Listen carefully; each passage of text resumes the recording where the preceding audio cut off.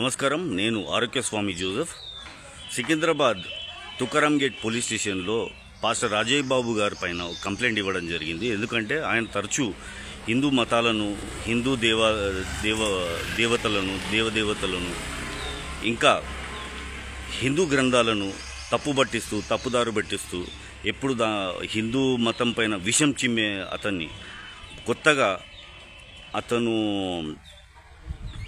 యేసు ప్రభు విగ్రహాన్ని కూడా పలగొడతా, మరియమాత విగ్రహాన్ని కూడా పలగొడతా అని చెప్పి స్టేట్మెంట్ ఇవ్వడం జరిగింది ఒక ఛానల్లో. దాంతోపాటు అతను పాస్టర్ ప్రవీణ్ పగడాల గారు ఎవరైతే మరణించారో ఆ మరణాన్ని ఓ మర్డర్గా చిత్రీకరించి ఇది ఘటన కాదు, ఇది మర్డర్ అని చెప్పి అక్కడ వెళ్ళి సిబ్బందులను చాలా హడావుడి చేసి పక్కదోవ పట్టించారు. అందుకే ఒక కంప్లైంట్ ఇచ్చాను.